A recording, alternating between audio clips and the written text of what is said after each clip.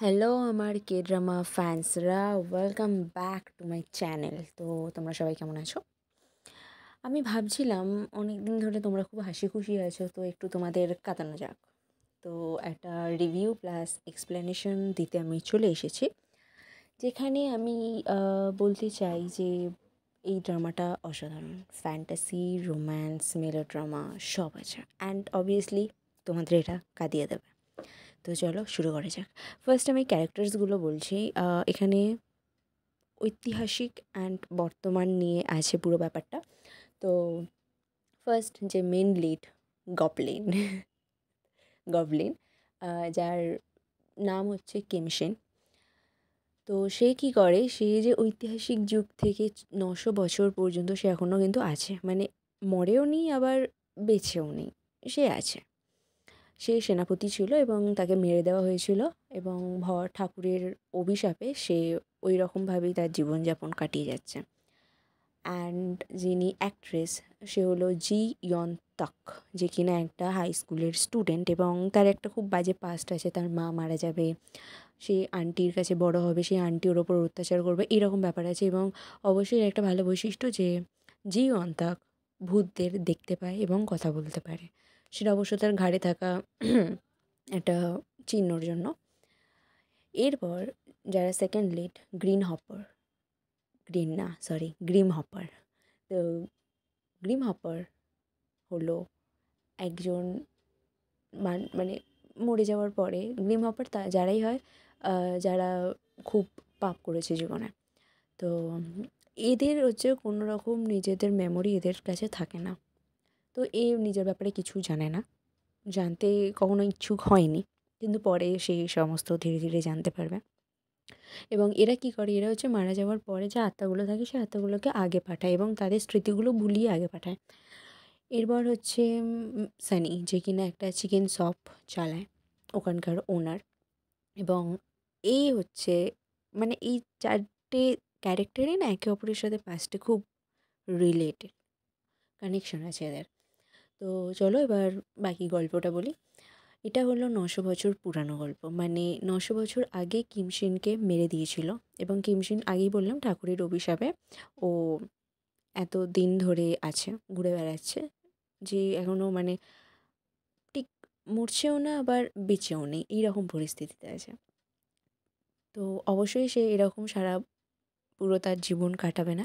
তার একটা পথ আছে ওর মুক্তি পাওয়ার, সেটা হলো জিয়ন্তাক।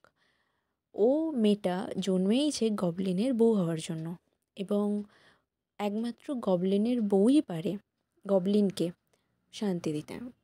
ওর গবলিনের বুকে বিঁধে থাকা তলোয়ারটা বার করলে গবলিন মুক্তি পেয়ে যাবে। কিন্তু জিয়ন্তাক এটা জানবে না। তো জিয়ন্তাক 9 বছর বয়সেই ওর অ্যাক্সিডেন্ট হবে এবং গবলিন ওকে বাঁচাবে। 19 বছর বয়সে ওর সাথে আবার দেখা হবে, এবং জিয়ন্তাক এটা জানতো যে ও গবলিনের বউ, কিন্তু এটা জানতো না যে গবলিনটাকে।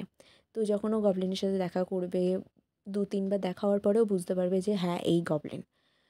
তো ও গবলিনের সাথে আসবে, মানে ওর আন্টি আর কি একটা ব্যাপারে চলবে। তো গবলিন ওকে ওর বাড়িতে নিয়ে আসবে, এবং গবলিনের এখানেই বাড়িতে গ্রিম হপারও থাকবে। গ্রিম হপার আর গবলিন কিন্তু শত্রু থেকে একটা অসাধারণ বন্ধু হয়ে যাবে, মানে এখানে বন্ধুত্বটা দারুণ দেখিয়েছে। তারপরে এই গ্রিম হপার আর গবলিন জিয়ন্তাককে বাঁচাবে, অনেকবার বাঁচাবে, অনেকবার। এরপরে আসছে জিয়ন্তাকটা, তো আমি বললাম যে এইভাবে হবে।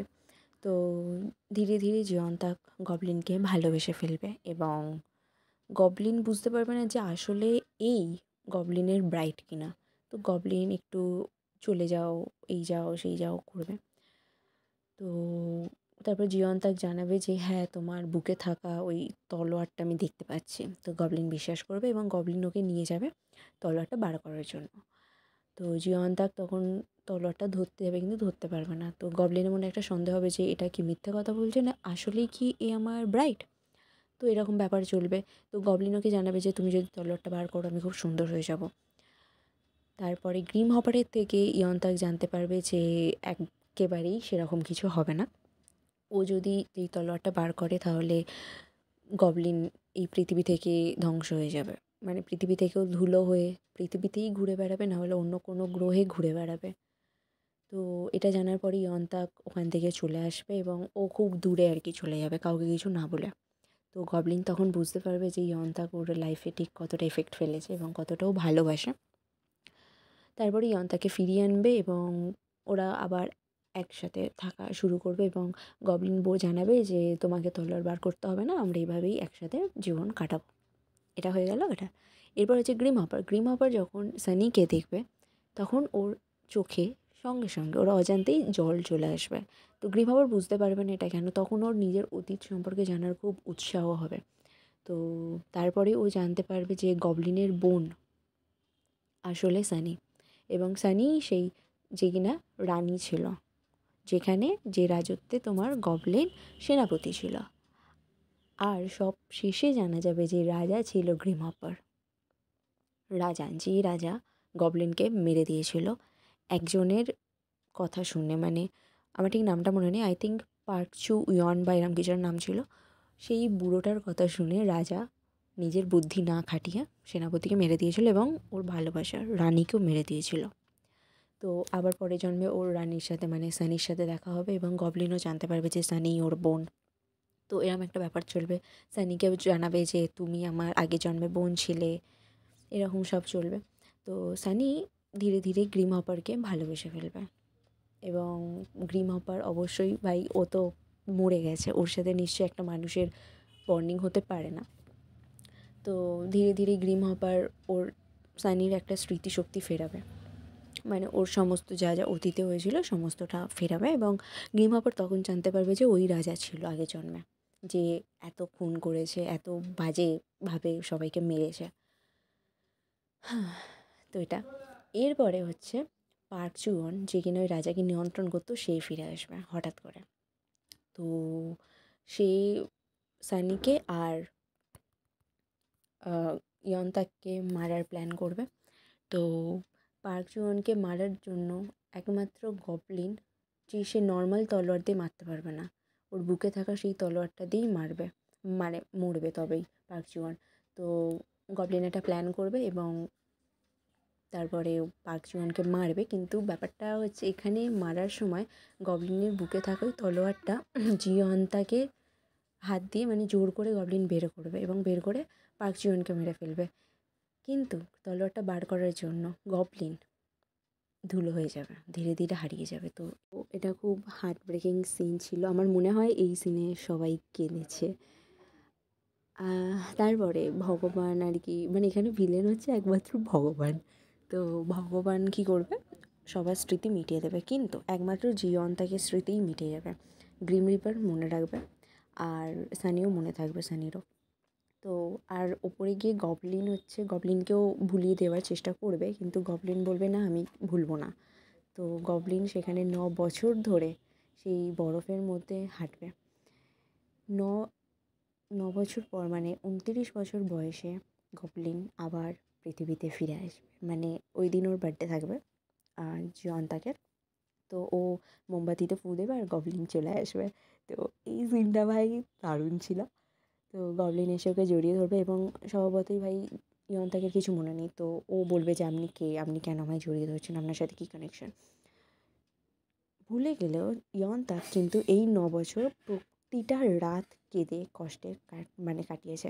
মানে ওর মনে হয়েছে যে কিছু একটা ভুলে গেছে ও, কেউ একটা যেন ওর জীবনে নেই, ও কাউকে একটা মিস করছে, কারোর জন্য ওর খুব দুঃখ হচ্ছে, মানে একটা জীবনের ওর একটা অধ্যায় যেন হারিয়ে গেছে, ও মনে করতে পারছে না। তো ও সেটার সন্ধানে কানাডায় যাবে, কানাডায় গিয়ে ওখানে গিয়ে আবার ওর কিছুটা মনে পড়বে এবং ওখানেও তোমার গবলিনও ওর সাথে যাবে। তো ওখানে গিয়ে গবলিনকে দেখে এবং কিছু সিনস দেখে, ক্লু দেখে ওর মনে পড়বে সমস্ত স্মৃতি এবং ও আবার গবলিনের কাছে ফিরে আসবে। দেন ওরা আবার গবলিনের বাড়িতে ফিরে আসবে এবং ওদের এইভাবেই ওরা চলতে থাকবে। মানে গবলিন আর মানে ওর চলে যাওয়ার কোনো প্ল্যান নেই, মানে ওর বুকের যে তলোয়ার ছিল ওটা তো বেরিয়ে গেছে, তো এখন ওর ভ্যানিশ হওয়ার কোনো চান্স থাকবে না। কিন্তু এর মধ্যে সানি অনেক দূরে চলে যাবে, মানে সানির যে 9 বছর ধরে সানিও যে খুব কষ্ট পেয়েছে এটা ওরা কেউ জানতো না। চলে যাওয়ার সময় সবাই জানতে পারবে যে সানির সমস্ত কিছু মনে ছিল এবং ও একা সমস্তটা মানে বুকে কষ্ট নিয়েছিল। তো গ্রিম রিপার যাবে এবং সানি ওখানে গিয়ে বলবে যে এই জন্মে আমরা এক হতে পারলাম না, কিন্তু পরের জন্মে আমরা এক হব। এরপর লাস্ট গুড বাই বলে চলে যাবে। এটা একটু হার্ট ব্রেকিং টাইপের ছিল। এরপরে ওরা গবলিন আর ইয়ন্তাক বিয়ে করবে এবং বিয়ের পরের দিনই অ্যাক্সিডেন্ট। একটা স্কুল বাসকে বাঁচাতে গিয়ে ইয়ন্তাক মারা যাবে। তো যখন মারা যাবে তখন গবলিন আসবে ওর কাছে এবং গবলিন এসে বলবে যে কেন তুমি এটা করলে। তো ও বলবে যে আমি তখন কিছু ভেবে পাচ্ছিলাম না, কিন্তু আমি আবার পরের জন্মে আসবো, তুমি আমার জন্য অপেক্ষা করো। তো ওই বলে চলে যাবে। এরপরে আরও কয়েক বছর পরে সানিও মারা যাবে এবং গ্রিম রিপারেরও শাস্তিটা আর কি সেই দিনকেই শেষ হবে। তো সানিকে নিয়ে গ্রিম রিপার স্বর্গে চলে যাবে। তো গবলিনকে ছেড়ে সবাই ধীরে ধীরে চলে যাবে। তো গবলিনের অভিশাপ এটাই ছিল যে ও ওর কাছের মানুষদের হারিয়ে ফেলবে ধীরে ধীরে। তো গবলিন তারপরে অপেক্ষা করতে থাকে এবং অবশেষে পরের জন্মে সানি আর গ্রিম রিপার এক হয় এবং তার কিছুদিন পরে গবলিন কানাডায় বসেছিল, যেখানে কিনা ওই তোর ইয়ন্তাকের মৃতদেহটা ছিল। তো ওখানেই আবার ইয়ন্তাক আসবে এবং তারপর ওদের ওখানে মিল হয়ে যাবে। তো ব্যাপারটা গবলিন ড্রামাটা হচ্ছে চোখে জল মুখে হাসি। মানে চোখের জল শুকোবে না, তুমি কাঁদছো, চোখের জল শুকোচ্ছে না, তার মধ্যেই আবার একটা এমন একটা সিন চলে আসবে যেখানে তুমি হাসতে বাধ্য, মানে তুমি মন থেকে খুশি হবে। তো এই ব্যাপারটা খুব সুন্দর দেখিয়েছে। আর সত্যি বলতে গেলে এটা খুবই ইমোশনাল ড্রামা। তো তোমরা দেখতে পারো। আর আমার কথা যদি বলি, আমি বলব যে এমএক্স প্লেয়ারে আমি দেখেছিলাম, তো ডাবিংটা একটু নড়বড়ে লেগেছিলো প্রথমের দিকে, বাট শেষের দিকে ঠিক আছে। তো প্রথমের দিকে একটু বোর বোর লাগছিলো, তোমাদের হয়তো লাগতে পারে। তো তোমরা যদি একটু থেকে যাও তাহলে ভাই পরের পার্টে যা ধামাকা তোমাদের জন্য ওয়েট করছে সেটা অসাধারণ। তো কাদের এই ড্রামাটা ফেভারিট তোমরা জানিও। এবং অবশ্যই যদি তোমরা ফ্যান্টাসি, রোম্যান্স, মেলোড্রামা দেখতে চাও দেন ভাই এটা বেস্ট ড্রামা। অ্যান্ড যদি কাঁদতে চাও তো অবশ্যই এই ড্রামাটা দেখো। এখনের জন্য আসি, টাটা, বাই বাই।